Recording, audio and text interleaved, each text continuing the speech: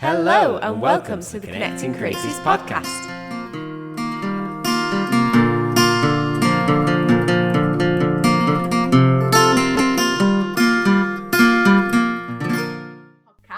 So today this is a bit of a different sort of podcast for us. It's kind of new territory for us all. We're obviously recording this because of what's going on.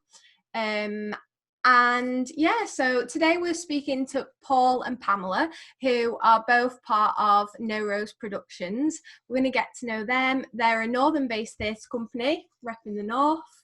And we're going to do our quick questions. They're not really quick, are they? They're just sometimes they take a long time, sometimes they don't, but they just kind of get to know you guys. So Paul, if you were an animal, what animal would you be? Well, to be honest, my dog, a Chihuahua, seems to have a pretty decent life. Yeah. She sleeps Can we see her? a day and eat the rest of it. Oh, can we see her? Yeah. Come on. Don't growl. Oh, so cute. That is a good answer. We've never had an answer where the animal is literally In the picture. This is the animal I'd be. So the next question is for you, Pamela. Which Friends character would you be? How easy if you were the one? I'd want to be Rachel, but clearly, because I've been called it my whole life, apparently I'm Monica. So Monica. Yeah. Monica. Yeah. I'm kind of the same. I kind of want to be Rachel. Yeah. But everyone's like, no, you're definitely Monica. Monica was probably a bit of Phoebe in there as well. Yeah, I've always wanted to be Phoebe. You know what I mean? But No, you're so she has the best life as Phoebe. I love it. Yeah, doesn't she? Yeah. Paul, what thing would you save from a burning building if you could save one thing? And the building is your house. Okay. Have family members and pets already left the building? Yeah. Yes. Yeah. That could have got interesting. No, you have to pick which family member you would choose. Which of your children would you save?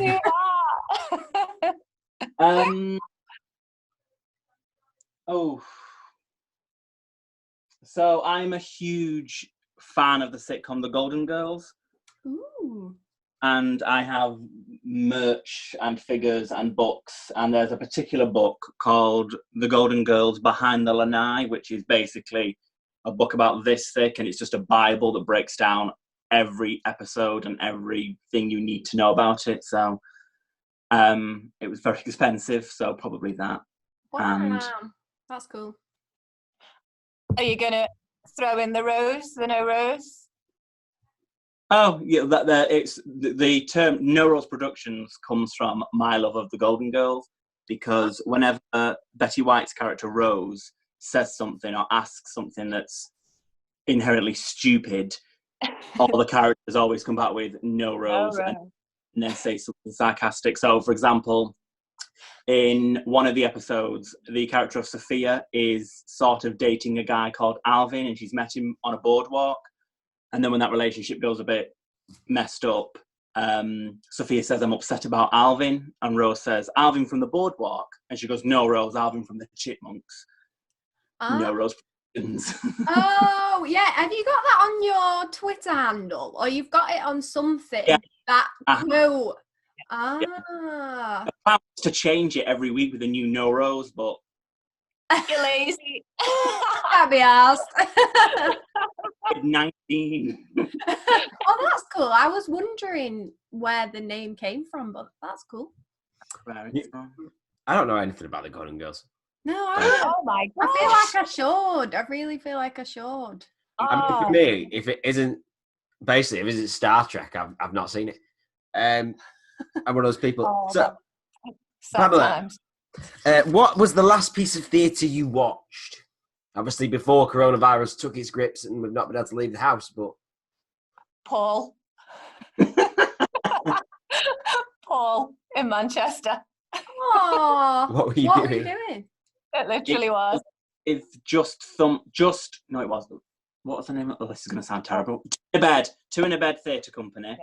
Yeah. And they did the minutes, and it was 7 plays at the King's Arms. Yeah, it was 7 short plays that were all set in a specific famous landmark in Manchester. So you had a play that was set at the Emmeline Pankhurst statue, and the statue comes to life and talks to the audience. You had one set at Old Trafford Stadium. It was a football play. A lot of references went past my head. And the one that I was in, it was what? Man City. Oh, was it? Same thing. Exactly the same, Paul. And the one that I was in was set in Granada Studios, and it was called Coronation Vineyard. And it was sort of set in an alternate timeline where in the 70s and 80s, when Coronation Street first started to sort of become this British institution, and it sort of posed the question of an American production company has taken over Granada Studios, and they're trying to turn Coronation Street into like this Dallas dynasty sort of thing. And I played the arrogant French director of the new Coronation Street. Yours, I must say that theirs was the last one, and theirs was the only one that was really like hilarious. Oh, and he didn't warn me beforehand. And the first, was it 6? Were literally, I cried every single. By the time his come on, it was like, oh, thank God for that, because everybody it was so good, but so emotional. It was done so well. The talent is just unreal. But literally, when you're sitting through the whole thing with a lump in your throat, and then another one would start, and you think, oh no, I can't take it. Not again. Not again. Why didn't you tell me? Oh yeah, so it was really good. Oh, amazing. That character sounds so like, I bet that was a really like meaty part to be able to play. Yeah, it just lifted the whole room as well. Yeah. It'd be like specific, not specific to my casting because I'm not French and arrogant, but it was like the breakdown was like camp, flamboyant, arrogant French, and I was like, other than French and arrogant, I can do those. And I don't tend to see a lot of, I'm very aware that is my casting, and you just don't tend to see a lot of those castings go up. So as soon as I see flamboyant or camp or extra, it's like apply. Yeah, because sometimes, like, I feel like some actors find it easiest to play something that they're totally not in real life. And Sarah, I'm not a versatile actor. I'm not. I know what I can do. Yeah. I'm bitchy, sarcastic, and that's my skill set. It's a good skill set. It works. Someone's got to. If it pays the bills, then it works. Not paying my. No. I don't want to mention bills right now. Yeah, we know the feeling. Yeah. So this is for both of you. What are you both excited for? Retirement. Coming out of lockdown. I know. Yeah. Retirement. That was funny. Giving my mum a hug. Yeah. Oh. Completely unrelated to acting, but there you go. No, honestly, like I was saying the other day, when this is over, I feel like it'll be like the war has ended, and like people will be like hugging in the streets and stuff. And I just cannot wait. Like it makes me so excited. Like, and it I also kind of think, which leads me on to the next question. Actually, we put in our little news. Is this the news bit? Yeah. Okay. Are you Yeah. ready? You might not be able to hear this. I don't know. Go on. Oh. That didn't work, did it? Can we try that again? Wait.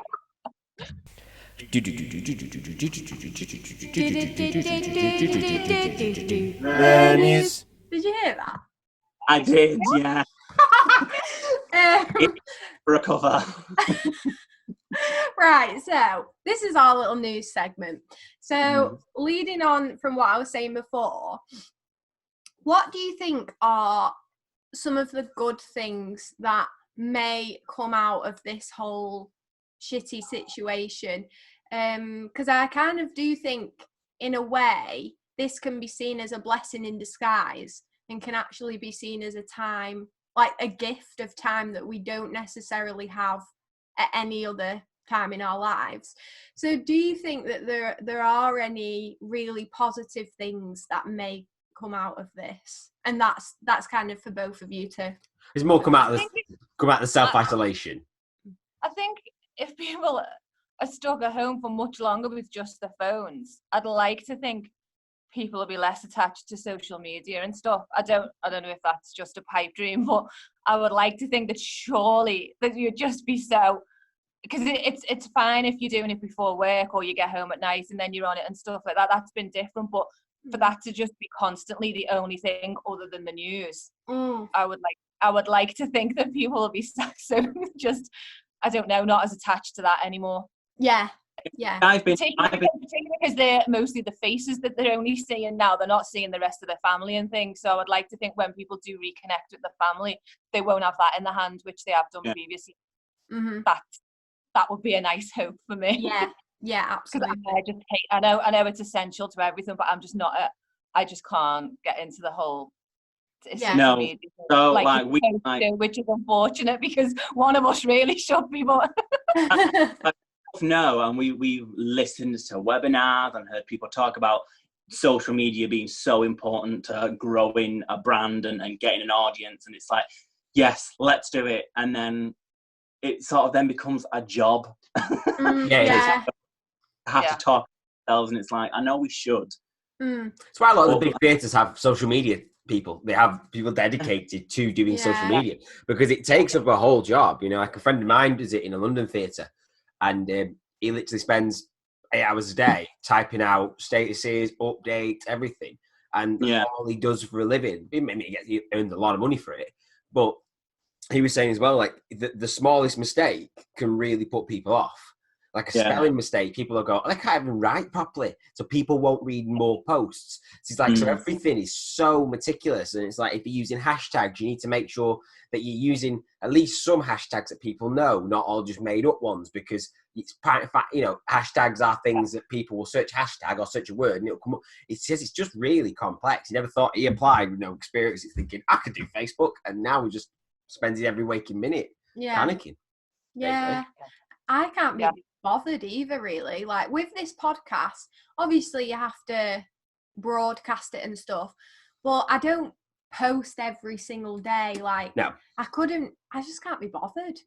Yeah. I don't have it on my usual phone. I just have it on an old phone, on a spare one, and then turn it on when I want to check, because I was literally just, you know, every time you pick your phone up, you look on it and then you're losing time. As soon as I took it off and put it on another phone, I just gained hours in the day. Yeah. I think that's the other thing. Even if you go on just to do a post, you can't help you still then start scrolling and then an hour's gone. Yeah, it just goes. Yeah. And it's all irrelevant anyway, because you see one thing and then you scroll past and then you've absorbed that much more information. You've forgotten the first thing that you tried. Yeah, I don't know. Yeah, absolutely. That would be my answer to your question. Yeah. And I also think like maybe people will be a lot more grateful. I know I will. Like just being able to go outside or to be able to drive to your mum's house or something like that is something I take for granted so much, because when it's just handed to you on a plate and you're able to just go and do those things, you kind of don't think that will ever be taken away from you. Like you kind of live your life like, I'm going to be able to do this for the rest of my life, so I don't really need to be grateful about this, as bad as that like sounds. But I think that is kind of built into some people. It's built into me, but now I'm kind of like, when the day that I'll be able to drive to go and see my mum or whatever will be like, I'll be in the car just like so grateful that is something that I'm able to do. And I feel because you were quite lucky. Were you? Well, you were here on the Sunday and you were going to go back to your mum's house on the Monday evening, weren't you? And then they announced the lockdown, so you were stuck here. Yeah. I wasn't stuck with me, I know. Oh, yeah. But, so it was kind of a really shit situation because you were going to go back. And then the lockdown kicked in, so you're like, well, I'm here now, so. Yeah, but I feel like overall, hopefully people will come out of this with such a more positive and grateful mindset for everything that we do have. And for their fellow man. Yeah. And people might get more fresh air now because they've got used to being the only thing they're allowed to go and do. So people might keep that up as well instead of being just cooped up. I think it's weird. We talked about it the other day, and it's like, if someone had told me 6 months ago, in the new year, for about 3 weeks at least, you get to stay at home and be paid for it, and you don't have to go out. In fact, you're told not to go out. I'd have thought, oh, what a dream. Yeah. But now, here, I'm like, this actually isn't the dream. No. it's because you can't. It's like, oh, then that takes all the fun out of it. So. But then the thing is, when you think about it, like I have 3 weeks off about this time last year, and the weather was nice and everything, and I don't think I got out of bed for 2.5 of those weeks because I could go out if I wanted, so it was fine. You know what I mean? But now I'm told I'm not allowed to go out. I'm basically stood at the window at 9 o'clock in the morning, like, what can I do my exercise yet? And then I'm like, if I do my exercise now, I can't do it later on, and I've ruined my day. And it's, oh God, it's just stressful. Yeah, it's psychological. It is. It's absolutely torture. So I thought it was quite a nice time. Good. If I could just throw my mum in, I'd be fine with this. This is fine. Trust me, though, I'm out every day.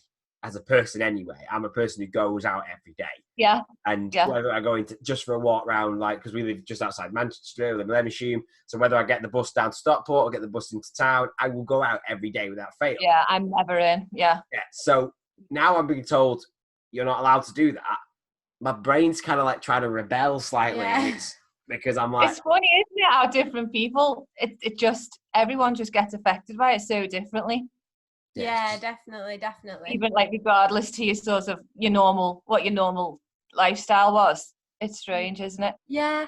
So what are some of like, obviously, like mental health and stuff is something that I feel in this pandemic hasn't been spoken about enough. I feel like we hear about the fact that you have to wash your hands, you've got to do all these physical things, you've got to stay inside physically, and physically you'll feel great and you won't catch this COVID-19 if you do all those things. But mentally, the government have said nothing really about what we need to do to keep our brains healthy. So I'm kind of putting it out there and asking you both if there is anything that you both may have done or you may have not to kind of aid that. Paul? Wow. So I have suffered for years with my mental health. I have clinical depression. I've been on and off medication for it. And this whole situation has given me a massive setback. Yeah. To the point, for about a week last week, I was in the midst of a depressive episode. Mm-hmm. And trying to just to get medication was like, I had to slay a dragon for it practically. Yeah. I tried to get my medication, but they said, no, it needs to be reviewed. And then I tried to book a review, which I couldn't do because they wouldn't let me in. Then can I have a telephone consultation? Well, we don't really do that.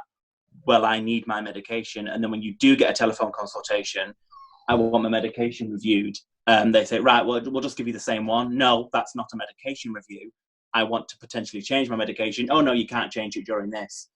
It's just like, how many people are falling through the cracks because you are effectively refusing to treat me. And I think to go back to your question, I think for me, if anybody out there it does suffer, it's okay to not do the whole stay creative, stay productive, because that, for me, watching it all happen around me and me in my head going, I want to be this creative, but then because I wasn't well, I was just unable to. It was just like huge amounts of shame, which then makes the depression worse. And then when you come out of it and you sort of are in a better headspace, you can say, do you know what? This is a global traumatic shared experience. It's okay if for 2 weeks I've not written anything or I've not filmed a monologue. That's fine. Yeah, absolutely. And just kind of, I just going off what you have just said, I think this is something that really needs to be addressed, that we are obviously in the news, there's everything about the like people wearing masks and all the stuff about having to wash your hands and doing the physical things, like I was saying, which are really important, and that obviously they are. But to then hear that someone can't get their medication for their depression, which is a big part of their life. Our brains are a massive part of who we are. They make us. So for mental health just to be put on the back burner when it is already put on the back burner for most people, to me is just... I think it's because you wouldn't deny an asthmatic their inhaler. You wouldn't deny a diabetic their insulin. And although I've like today, fingers crossed, I have medication coming today, but it's not the medication I want. I've asked to be changed to a different medication because I don't particularly think the one that I'm being given at the moment works, but I'm just sort of have to take what I can get and just take any medication at the moment because they won't give me the one that I want. But I think it was sort of inevitable that this was going to happen because physical health, like, wash your hands, wear your mask, self-isolation, all these things to take care of our physical health. Well, that happens all the time. It's constantly encouraged. Yeah, go out and exercise, join a gym, eat healthily. Let's take care of our physical self. But no one ever, talks about, let's make sure up here is okay. Yeah. Because there are things you can do that give to your brain and your mind what a workout does to your body. But we just don't do them. We don't pay attention to them. So when something like this happens, it just, for me, like, luckily I'm in a house with my partner and his mum, and I've got Pamela and I've got friends and my mum who are ringing constantly. Yeah. For me, I worry about people that are in a similar situation to me but live on their own. Like how many people are going to die not from the virus. Yeah. I think even people who aren't on their own, like my mum's there with her stepdad, and I said to Paul last week, my mum had a really bad week last week because I see her nearly almost every day. So this has hit her like a brick. And I think what needs taken into account as well, I think people have got to start stepping away from the news as well, because particularly the older side of it, like our mums and stuff, or our nans or whatever and things like that, because it really does work on them, that constant repetitive barrage of numbers, and that we can sort of look at things a little bit differently to how they can, but they're so used to that being, they take every bit of that and run with it. She got in such a state of like fear that she was going to catch something. And then obviously on top of that, then she's like got this real big depression from nowhere because she can't see me. So with the likes of, like, not to detract from Paul, but he recognizes the signs and he knows when he's, it's something he's living with and got medication for. There's going to be a lot of people out there this has just hit them like a brick. Yeah. And they might not even be on their own. They're living in a house with somebody else, and that person doesn't know what to do for them either. So I think there's going to be a lot of fallout from it, other than the virus. Coming. Obviously, there's going to be the economy as well, which is going to affect a lot of people's mental health. I think mental health is going to be a huge thing by the end of this. Yeah, absolutely. And like, I've been trying to think because I feel like people are addressing it, but I don't feel like anything's actually being done. Like, obviously there's all the charities like Mine, Samaritans. I think there's a difference between addressing it and acting on it. Yeah. You can mention it all you like, you know. I fully, you know, fair enough. But did you get that? Yeah. What? Yeah. It said this meeting no longer. Oh, we've removed the 40-minute time limit. Oh, great. Right. Okay, pause. As I say, so I think I fully understand this whole thing about sharing the thing on Facebook about the facts and figures and stuff and the pictures. And I think that's great. You know, it's raising awareness. But that's the thing. What's in the best possible way in the world? What's it actually doing to tackle the issue? Yeah. I think the problem at the moment is because a lot of the issue, aside from like people's businesses and financial issues, the people like my mum and stuff who are just missing people, there's very little you can actually do because they just need that contact. Yeah. And until we've got that contact again, there isn't really an answer because that is the only answer for quite a few people. So, I mean, I've tried talking to her and then, you know, I can boost her up a little bit for a couple of days, but then, you know, it just starts again. So until this just goes away and they can see people, I don't think there's... Any given day, there's, I would say, thousands, if not hundreds of thousands of people who are depressed or have anxiety, but they don't know and they're not medicated for it. And so when you pile this on, for me, it was like in the space of 4 days, I lost my teaching job, I lost my survival job, the filming that me and Pamela were doing, I had 2 auditions that were like relatively big in comparison to other stuff that I'd done, which just cancelled. I was in a Manchester Fringe production that got cancelled, and it was like in 4 days, everything I had this has happened to everybody else. Like, luckily, but I know that as soon as it happened, I knew I'm going to have a setback now. I just know it, and it happened. There's lots of people, I'm 100% sure out there that they've had a setback and they're depressed or they have major anxiety about it, but they just don't know because we're not educated enough about mental health. Yeah. Well, what happens to you now? You're just going to get worse and worse and worse. Because unfortunately, that's what happens in our current system is if you're a little bit depressed, if that's a thing, you don't get the help you deserve. Like, I know I do not get to see a counsellor or a therapist until I self-harm or harm another person. And that is just the fact. Until I've hurt myself, I don't get to see anybody else. And in the past, I've been there. But then you sort of get to a point of, do I have to hurt myself to be listened to?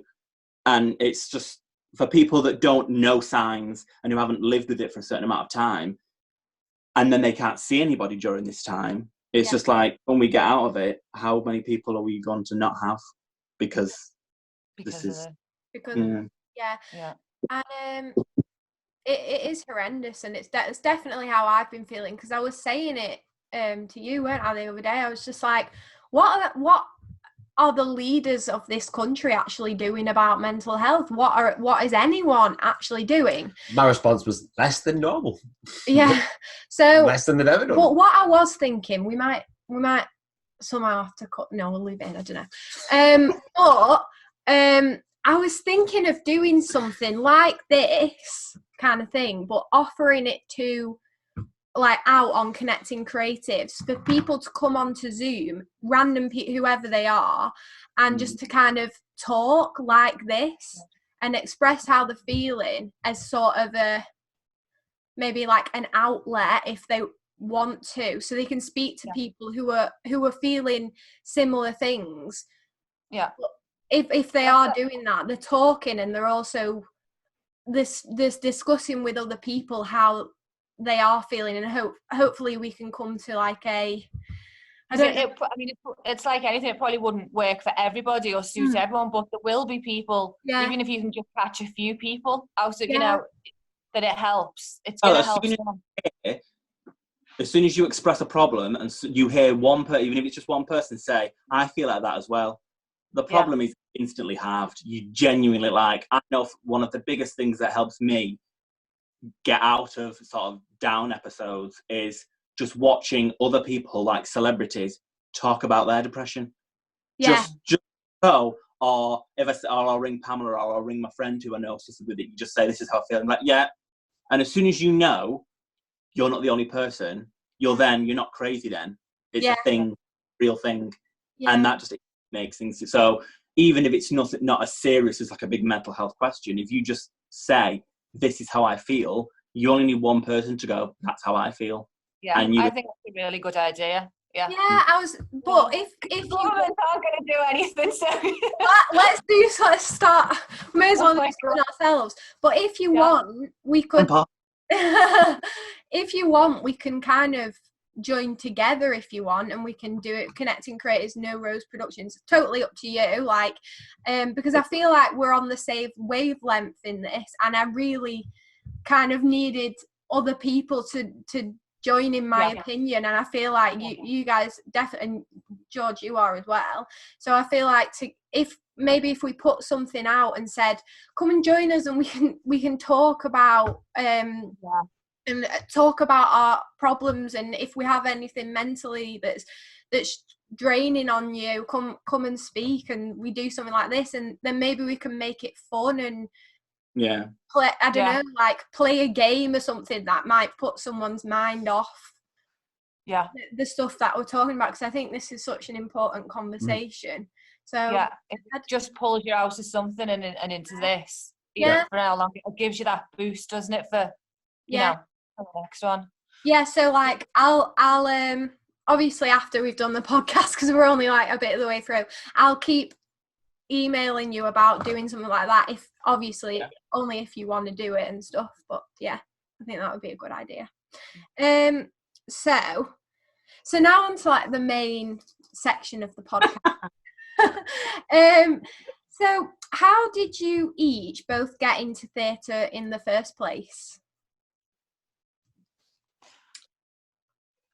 Come on, do you want to go first? Because you're more theatre than me, so. So I was year 9, I think. It wasn't like a lot of people are like, oh, I've been doing it since I was 5. And it's like, I literally never felt like I was the best at anything. I was never good at anything in school. I was just like, okay.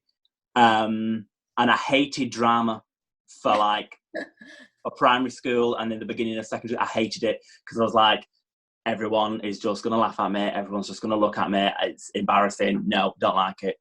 And then one drama lesson in year 9 once, we were split into sort of groups, and we had to perform a genre, and we were given comedy. And I don't know if you've seen the Catherine Tate sketch where it's our John's a gay man now.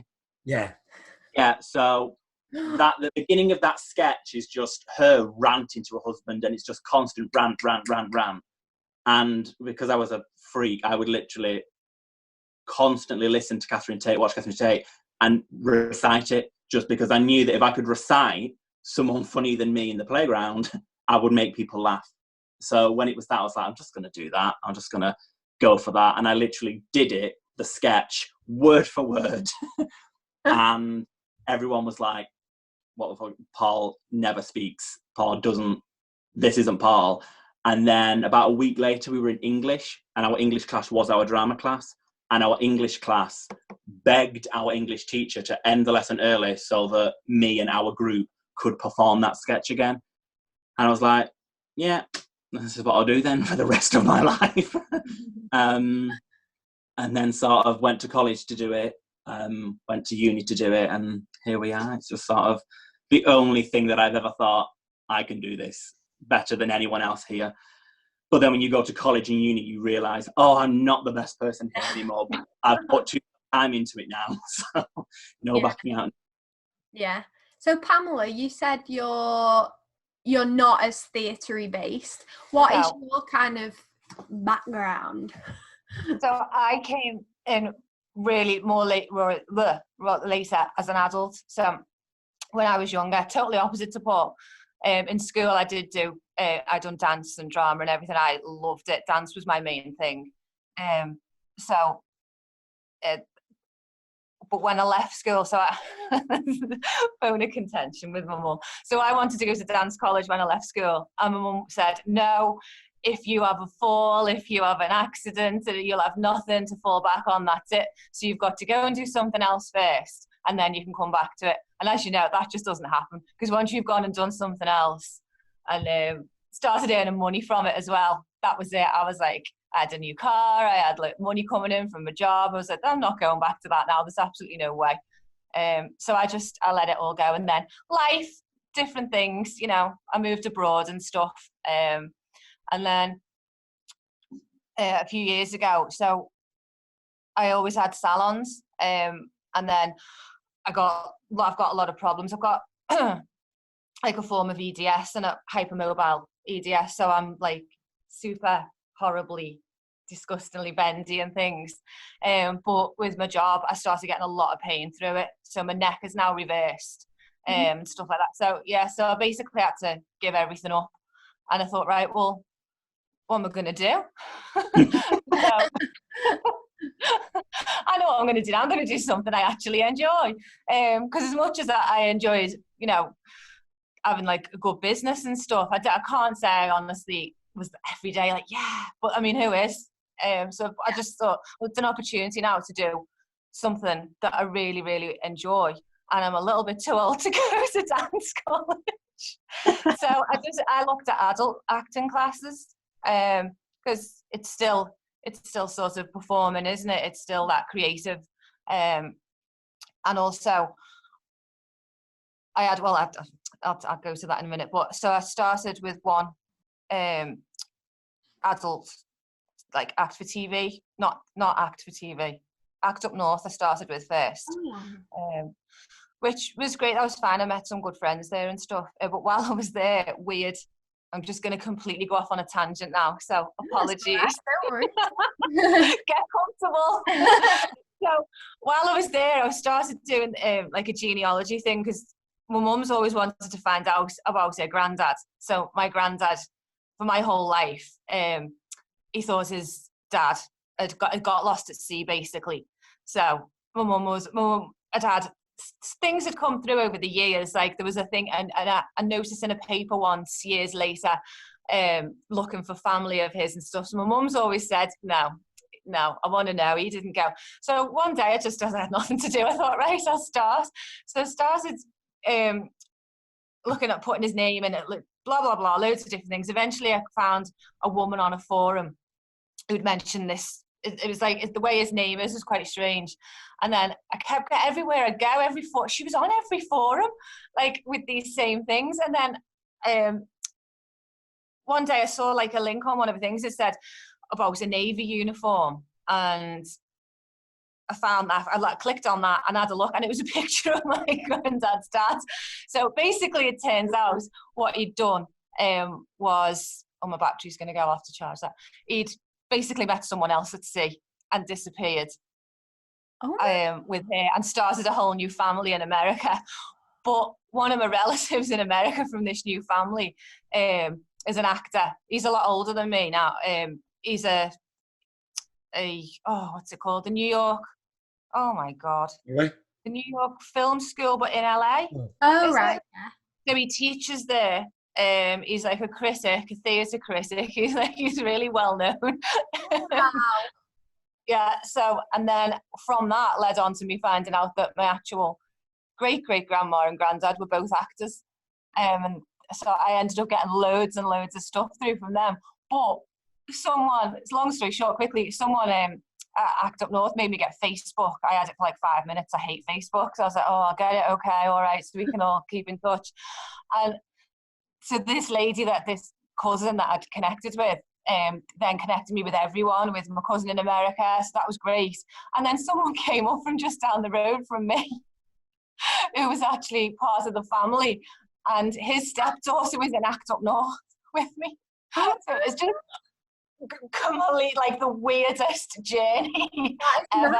Wow. Just, yeah, super strange. So after all that, I was like, vindicated. I was like, see, I told you I was supposed to do this. It just meant to happen, Mum. I think everyone's heart just sank. Was just like, oh, she's never gonna let this go now. So now I'm just convinced now that's clearly in my blood. So yeah, if I never make a penny from it, I don't care. I'm doing something I'm supposed to do.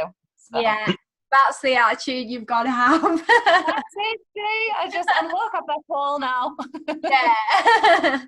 Yeah. So next question. So you're both the creatives behind No Rose Productions. So can you tell us a bit about the company and kind of what the aims that you have for it may be? So so I met Pamela whilst at an adult acting class, and I knew that I wanted to have something that was my own, because I'd done a lot of, free theatre, a lot of short films where you don't get paid, a lot of profit share stuff to build up your resume to get the experience. But a lot of the film stuff that I'd done, it was like, out of 6 short films that I do, only one of those I can use for showreel material, and maybe if I can get it from them, because a lot of it was like student based, and you'd turn up on set and it'd be like no one would know what their job actually was, and no one would really know how they should be speaking to actors, and it was just all like, all of this I'm doing for free. Yeah, I can do this with enough time and effort put into it, so why am I waiting around for an opportunity to create work when I can just do it myself? So I knew I wanted to just start making my own work, just because that way I know I can't sit there and say, well, there's no work, and then it's like, well, then I make it myself, and then that way I have so much control over what I'm actually in. I'm sure there's a lot of actors out there that apply for things that, if they were getting steady work, they wouldn't probably pick that thing to do because it isn't a project that they really feel passionate about. Whereas this way, I know every time I work now, it's something that I want to do. It's a role that I definitely want to do. It's, the topic is about something that I definitely want to address. But everyone I knew who was an actor who I wanted to potentially work with already worked on their own theatre company. So I was just like, I know I want to do something. And I did in September of, not last year, the year before, which is 2018. Yeah. We did a production called Streeptease, an evening of Meryl Streep monologues performed by an all-male cast. Because that was originally done in America. And I'm a huge Meryl Streep fan, so I think I was just Googling Meryl Streep for no other reason than to see what she was up to. And then I'd come across this thing called Streeptease, and it was men performing Meryl Streep monologues in America. And I was like, that's what I want to do. Yeah. No one in Manchester is going to do this. Yeah. So I just emailed the guy and said, can I do this? And then about 2 days later, he got back to me and was like, yeah, do it. Let's have a UK premiere of Streeptease. Oh, yeah. So we did that, and then after that we did Just Mates, but this was all before Pamela had joined, and it was like, I love this, but I can't do this on my own, and I need somebody to just help with a lot of the boring admin side, the finance side, somebody to be able to talk with creatively about something, but then also just somebody to share success, and when something goes well, to be able to share that with, because it was sort of just me. And then everybody I knew that I was like, I could do with you being the second part of No Rose, but they were always busy. And then one day Pamela was sat there and we clicked. I was just like 19th or 20th choice of people he'd met. Somewhere down the list, you were there. I just had the least to do. It's fine. We'll speak later.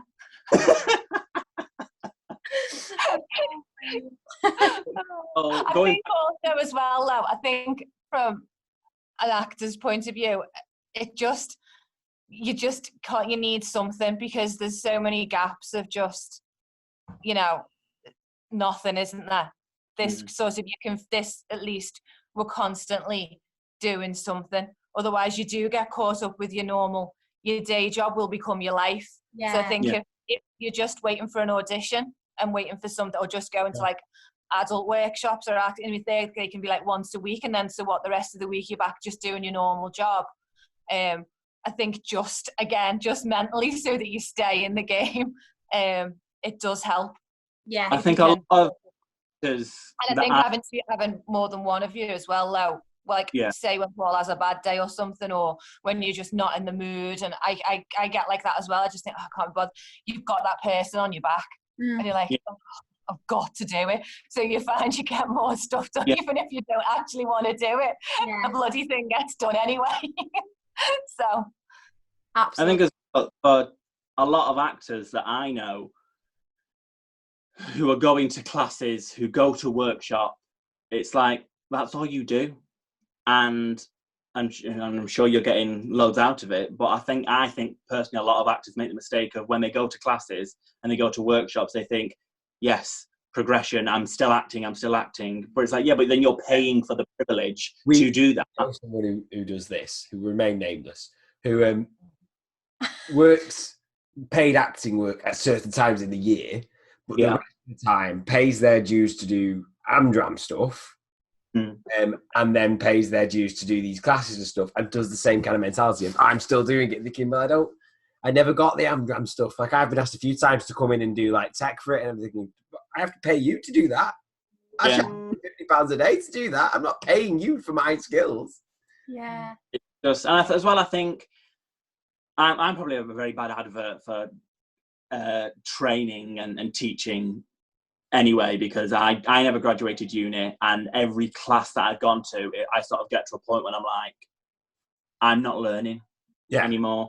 And I've learnt more being on the set of Just Mates, for example, or working in a little writers' meeting with Pamela, or working in a rehearsal for Amdram. I learn more around other actors in rehearsals with directors than I ever learnt when I was at uni. And I just think a lot of money gets made on this premise that I can teach you to act, or I can make you a better actor, or if you come to these classes, you know, the person that was a casting director for this has done hit this, and you can meet them. And I just think a lot of it, like most of life, a lot of it's just this huge scam. And I was like, can I interject though, because I do like, I am with one at the moment, and I like it. So that's not judgment on my behalf. It's just I think, because like when they do the whole like Stanislavski things and all these, I get too. It feels too pretentious to me, and in my head, are we naming places that we're at, or that we like? Are we allowed to? If you like them, yes. If you don't, no. I've not got any that I've not liked. I've just kind of, with Paul, like, I sort of felt at Act Up North that, and they'll tell you that yourself, that like after so many terms, that just repeats anyway. So, David Johnson, I loved David's. What were we once a fortnight there? It was once a fortnight. Yeah, and I think there's just too much space, you know, in between.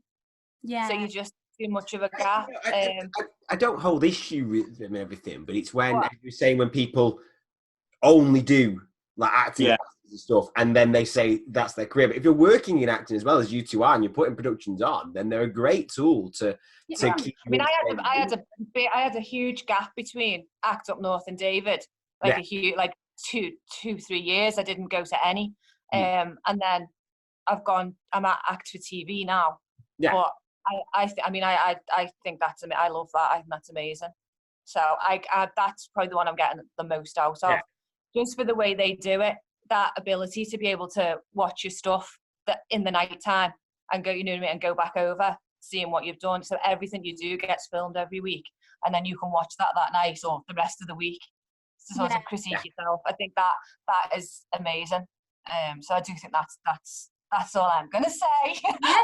Good.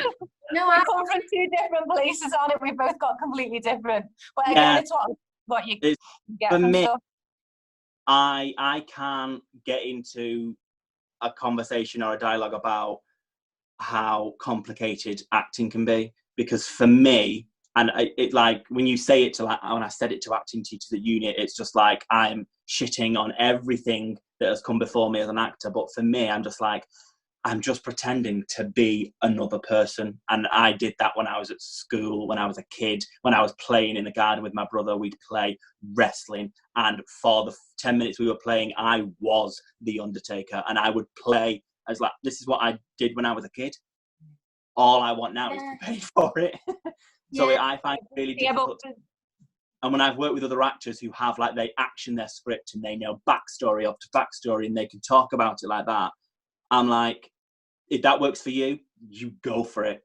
But if I try to do that, I find I just end up distracting myself from the performance, and I spend too much time thinking about, oh, am I doing enough?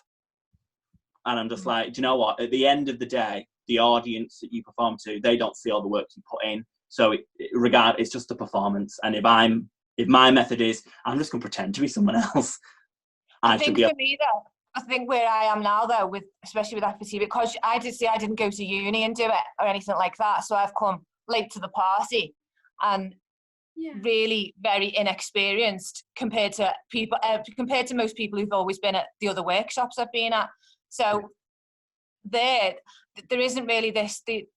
I'm not saying the assumption is, but you can already act if you're there. They already know that. So not so much, for me, it's invaluable because I'm learning things that I never knew, like terminology, and I've learned so much like that, and going to castings and stuff that you just, if you've never done any of that, if you are, especially because they are adult classes, if you haven't gone and done what Paul's done and you don't know any of that side of it, I think you do need to go to something like that, because that is going to, if you can already act, that is just going to give you that extra experience, rather than walking into a room sort of like shaking because you've never been to an audition before, you don't know the rules. So I think the camera angles, everything, all kinds of things like that we can learn as we're going along. But for me to go there and just have someone going, it's 2 hours out your time, and if you come out with so much information that you didn't have before. So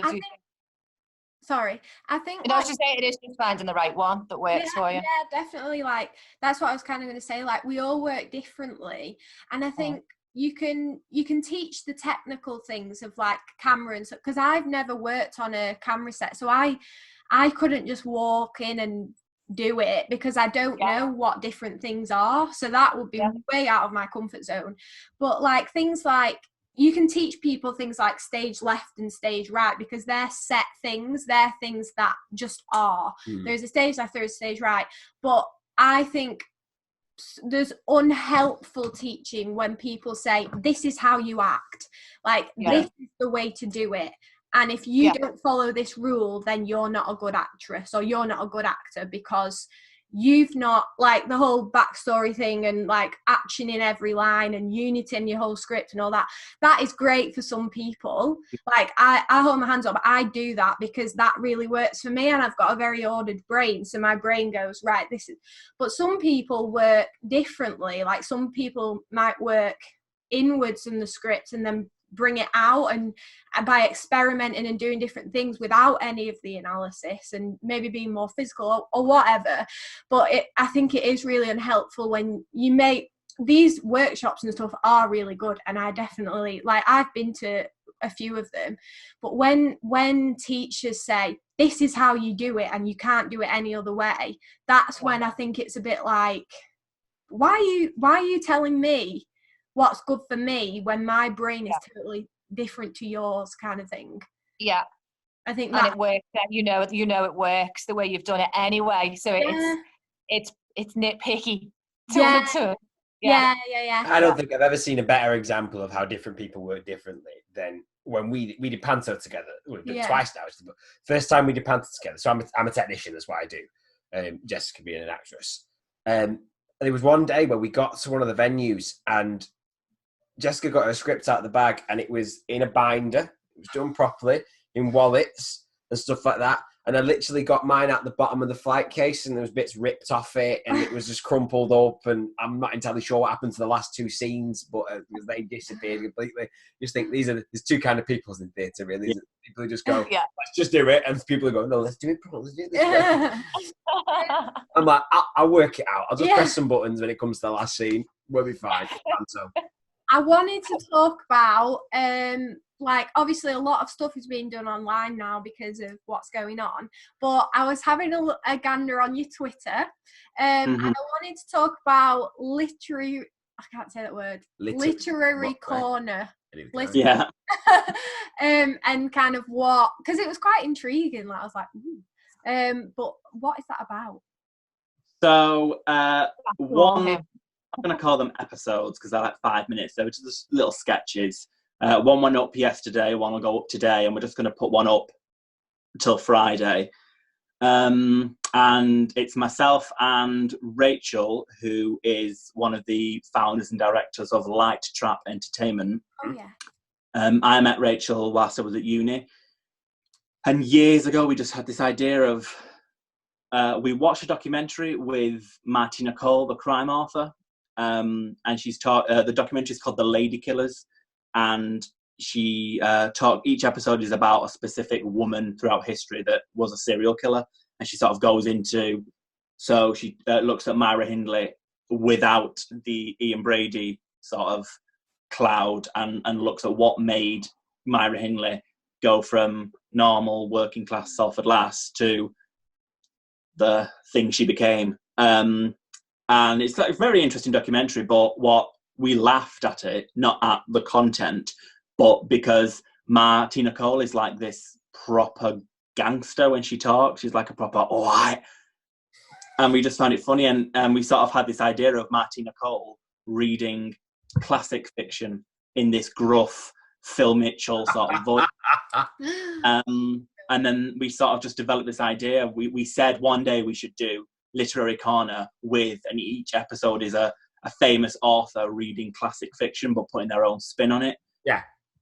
Obviously, she had her thing, then with Pamela, I had my thing, and we just never got round to it. And then this happened, and she obviously knew that I wasn't doing very well, and I was like, I've got nothing to do. How can I get something to do when everything's cancelled?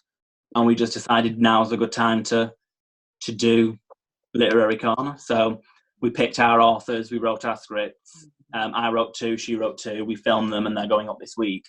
And it was more really just for us, to be honest. It was for us to do something creative. Sorry, I'm having battery issues. It's all right. It was for us to be creative and have something to do, but also me and Pamela were in the middle of filming.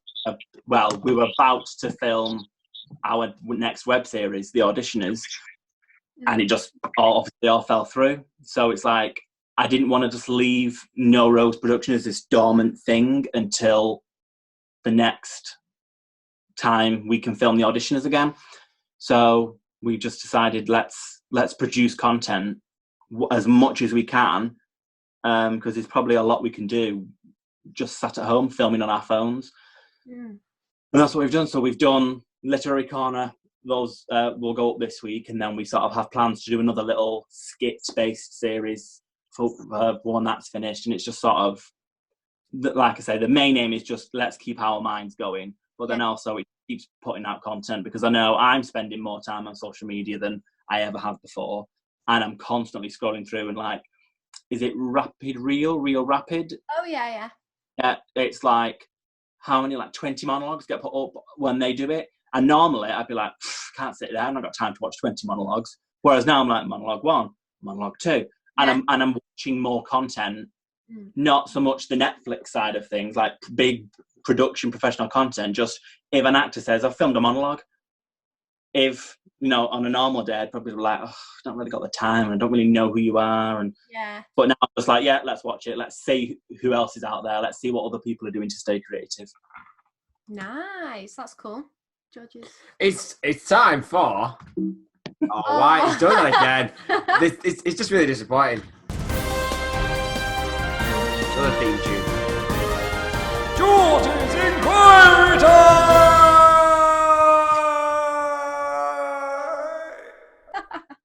It goes on that one. So, this is George's Inquiry Time, or GIT, as we like to call it. So it's the random question. So, are we ready? So, the question is for both of you. So, given that we are in lockdown and there is no... I'm going to start again.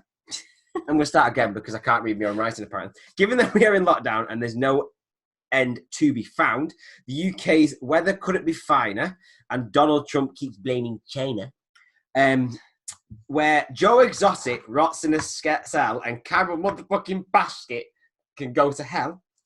Do you like McDonald's pickles? Oh, no. Do I like what? McDonald's If they're on pickles. Yeah. Like, eat it whilst it's on the burger, but if it should so happen to fall out of the burger, I'll then not touch it. It's tainted. I'm the same. Which? What? I missed that. The gherkins from McDonald's. Do you like McDonald's gherkins? I like gherkins, yeah. Simple. So it's a simple question, you know what I mean? I don't eat meat. Oh, yeah, and to be honest, up until, like, very recently, you were, like, devout vegan, so McDonald's was just not I've been vegan. Yeah, I've been vegan for 5 years, so I've just gone veggie from vegan. Really? So, yeah, but there's an amazing vegan burger bar in Liverpool, and there's covered in gherkins. So, yeah, I like gherkins. I'm the same. Like, on a Big Mac, I feel like it's got to have gherkins on it because it adds a bit of flavour. But I wouldn't eat them on their own. Oh, I would. Like, I do. Nah. We're unintentionally vegetarian. That's what we call ourselves. Because Right. we're quarantining with my mum, who is vegetarian. Obviously, Bath to cook 2 meals every night, so you have a meat one and a vegetarian one. So we spend most of the time being vegetarian, and then when we get certain days of the week, and then we just wolf down loads of chicken. But then They slaughter a turkey live. And sit eating it over the sink. It's true. Like wild animals. But then can't you go off, people? we don't really. We're not that bad. Okay, so that's the end of George's Inquiry Time. So we've got another question. This is just a normal question podcast. Before COVID-19, you were producing a play called The Auditioners. Now, we've mentioned it a few times already. Can you tell us a bit more about that, and if you plan to continue it after we've been allowed out of the house? It's a web series. Yeah, it's not a play. All right. Yeah. Go on, do you want to go on me? It's up to you. And Yeah, so we are definitely continuing that as soon as we get out of this. So back to what Paul was saying before, that first week with lockdown, it was kind of like the Monday we'd just done principal photography, so we were all together. It was lovely, and we all had so much sort of going on as well outside of the acting as well. And then by Thursday, felt like a month ago or 3 months ago. It's like, how was that only on the Monday, and this is now Thursday, and it's all just sort of disappeared? But no, it is just on hold, and we can't wait to get back to that. That was one of the things I said to you last week when you were having a couple of bad days, wasn't it? Like, you've just got to sort of keep thinking how good the vibe is going to be when we all get out. I mean, it's a fun project that we're doing anyway, but the vibe now is just going to be so cool. The thing is, we're very lucky in that we know, because we are the producers of it, we know that after this is all done, we're doing something. Whereas a lot of actors aren't in that position. They're sort of, things been put on hold, and then when this all is over, what do we do now? Whereas we know. Plus, we're already working on the one after that as well, because we were working on that before this, because we were, even before we started sort of getting the cast together for this, we were already kind of planning on the next one, aren't we? So we've got that to work on as well. So yeah, that's definitely getting done, and then straight into the next one after that. But just to answer the question of what is it, it's a 4-part web series.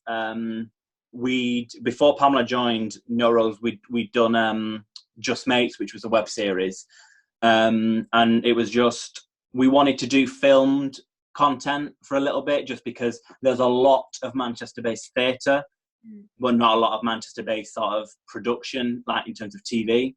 Yeah. Also, unless you have sort of a lump sum of money to begin with, it's very expensive to put theatre on, just to book the venue alone and then your rehearsals. We didn't have that money. Luckily, we have Ryan, who works with us on No Rose things, and he already has this thousands of pounds camera that films in like 4K. And when he films stuff, it looks like you would see that on the telly. Wow. So if we didn't have Ryan, we'd be nowhere because Ryan has a camera. So it's like, well, that's the biggest finance for a low budget film is the camera. Yeah. So let's just start filming stuff. So we focused on web series just because they're little short sort of things to film. It sort of gives us showreel material that we have complete control over the edit and the character. We can upload stuff and it's more accessible to people. People don't have to leave the house to see our current content. So then our hope is that in the long run, we'll have sort of a little bit of a following that people watch our content, so that if we do want to put something on the stage, and that is our plan to eventually get to that point, it's easier to sell tickets that way, because we like if you liked Literary Corner and The Auditioners and Just Mates, this is the same writing just on the stage. Come and watch it. And The Auditioners is me and Pamela play casting directors. And each episode is, you have about 2 or 3 auditionees, actors coming in to audition for me and Pamela, and we are just the most vile, horrible human beings. And we just basically break down already vulnerable actors because it's potentially not going to do our career very well, but you know. It's a laugh. Oh, that sounds so good. It does sound good, yeah. Yeah. Ooh. Yeah, got some really cool cast in it as well. Written a one-act play years ago whilst I was in college called The Auditioners, and it was a very similar premise, and it was 2 casting directors. It was just a 2-hander, 2 casting directors talking to each other, and then every now and then someone would pop in to audition and we'd just hurl abuse at them. And then when Pamela joined No Rose, it was like, right, what's our first big project? What do we want it to be? And we knew we wanted to focus on comedy. That's sort of what we're aiming to focus on, is let's focus on comedy, because we enjoy comedy. And I think there's a lot of depressing stuff that comes out, which although is brilliant and the acting's phenomenal, we just want to laugh. So let's produce. Was it last night? We were flicking through the channels and it was like coronavirus, murderers, coronavirus, murderers, coronavirus, murderers, thinking, yeah. No one wants even to the bills are taking at the moment. Yeah, they're even putting on like Contagion and stuff. And you're like, oh, come on now, dude, give us a break. Moving on. We like, who's watching Contagion? And why on earth? What has to be wrong? What the heck is going on? You knew it was a bad night for telly when the most entertaining thing on was Police Interceptors. The only thing not coronavirus. It's just mental. Just awful. It is. Right, so we're now at the like the main question that it's not the main question, but we ask it every time, because that's kind of what I want this podcast to promote and highlight and improve upon. So it's quite a big question, but just answer it in any way that you think. What are both your opinions on inclusivity and diversity in our industry? And do you think there's anything that we can do as a community to make it better?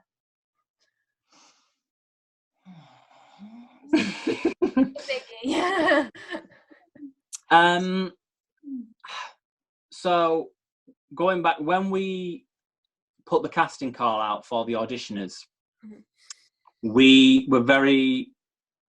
sort of knew that these auditionees, the actor characters, they sort of weren't fully fleshed out characters, because they're in the room, they audition, they get told they're terrible, they leave. So we sort of didn't have in our minds what they looked like, what size they were, what colour. That we didn't have that. So it was very open in that. I think on the casting call it did say no character has a set age or race. So just if you think you can play that character, come along. So I think that on one thing is just, if you can have a casting as open as possible, do that.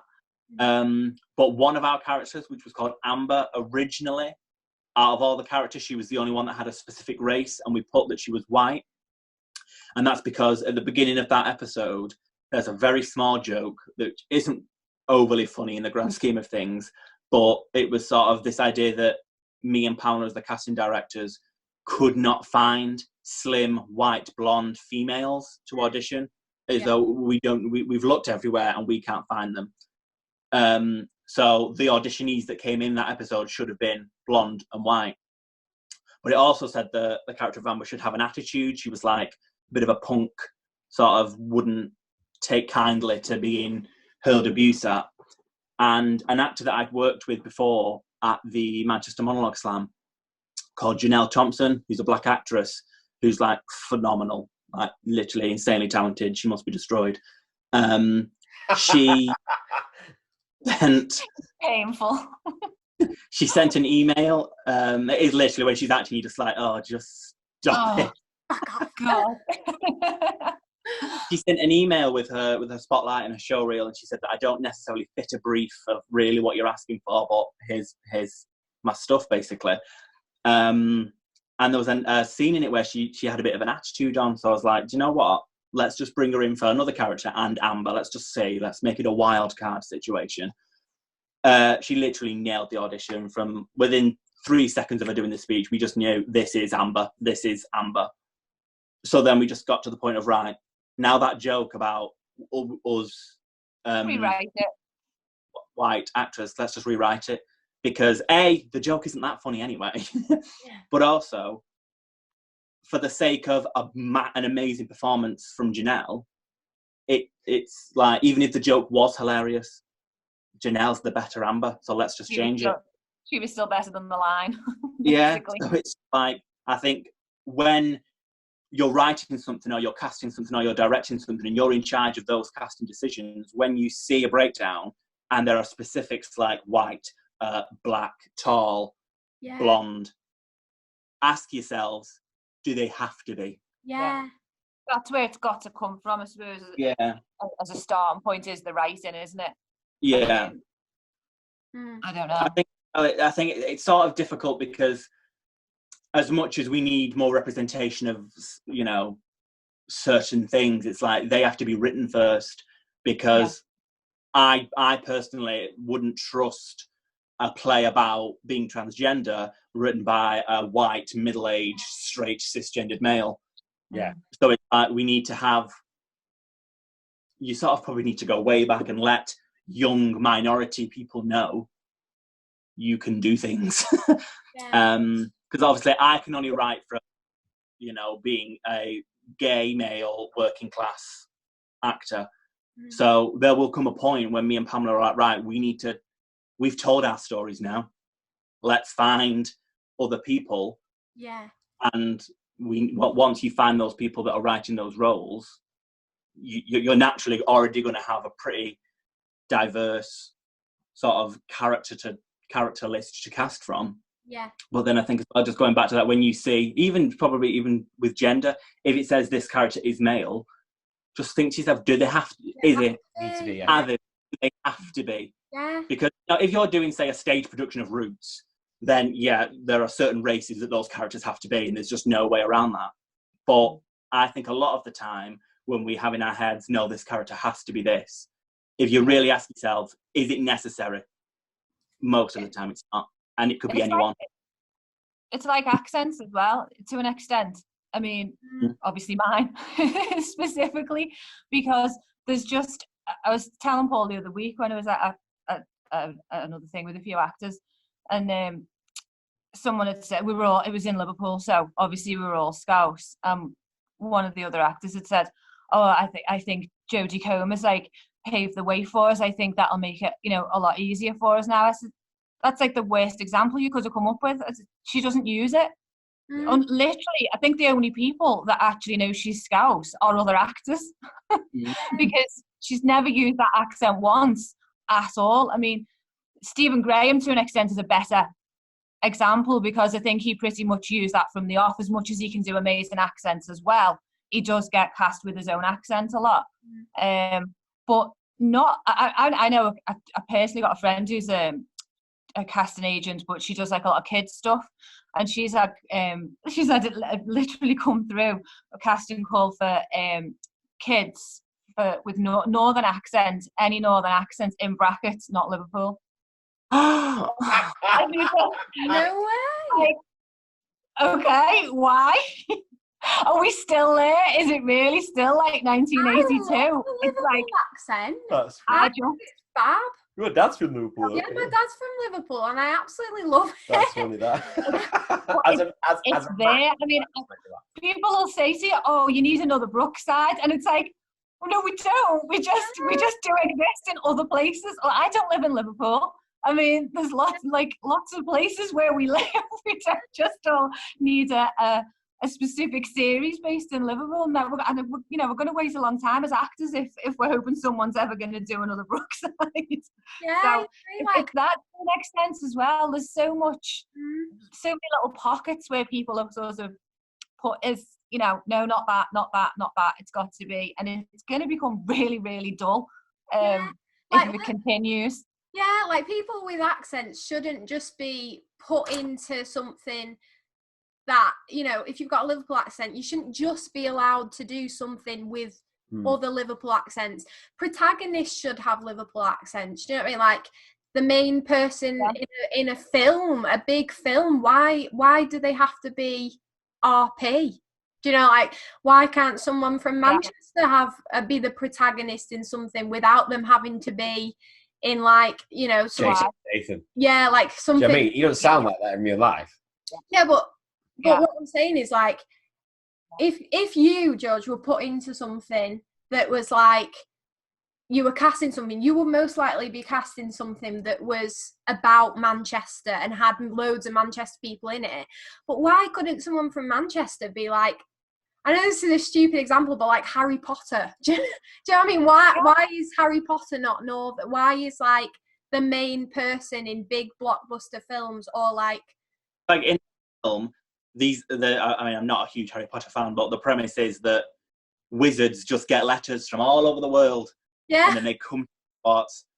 They're all RP. Yeah, it's I would love Manchester Harry Potter. There was no Scouts wizard.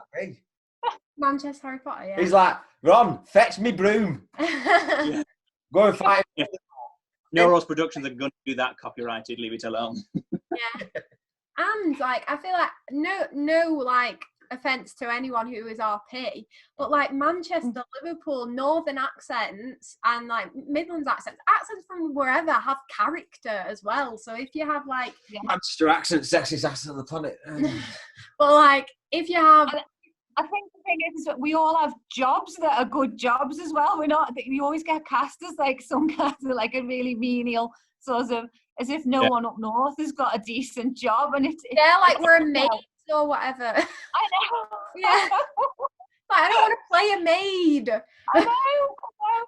Oh, so if you Downton Abbey, all the upstairs staff have all these RP accents, and every downstairs staff is like, "Oh, Bayek," and it's like. Then you look at Game of Thrones. Yeah. Game of Thrones, it literally they have the south and the north, and it is the biggest class divide you've got. Yeah. And they go, right, if you're from the north, you're cold all the time and you've got no food. If you're from the south, it's so sunny and you're all happy. Thinking, they're doing the exact same thing. It's like in anything they say the north is cold and damp, and the south is utopia. But I've frozen. I don't know if you can hear me, but mine's completely. We can hear you. I've just frozen like. No, that's not unfreezing, is it? Oh. No, but this is a good time to like to end anyway. To end because we've been doing this for over an hour, but what we'll do is if we all end this in a pose, then no one will notice that you've frozen. Thank you. Right, thank you so much for being on. We really, really appreciate it. It's so funny that you're frozen. Right, Okay, thank you very much. Everybody, freeze. Thank you. Freeze. Goodbye. You're not freezing. How do we need to click? Thank you for listening to the Connecting Creatives podcast. If you'd like to know any more about the project, please email us at connectingcreatives@outlook.com. You can follow us on Twitter. Our handle is create_connect. And Facebook, our page is Connecting Creatives. We also have our Backstage Bits vlogs where you can go behind the curtain of different productions to see some of the rehearsal footage. As well as backstage features including props, costumes, venues, and an interview with the creative team. To see these, please search Connecting Creatives on YouTube, which will take you to our channel. Please follow us on all social media to keep up to date with our content. If you or your production would like to feature on the podcast or even one of our Backstage Bits vlogs, or you have any other inquiries, please email us at connectingcreatives@outlook.com. Our production of A Fool's Game will be touring in March 2021 all around the north of England. We also have our blog project whereby you can get involved by emailing us. We will send you topics and different things to write about, and then you can get creative with these. You then send them to us and we post them on our blog for our community to see. Thank you for listening.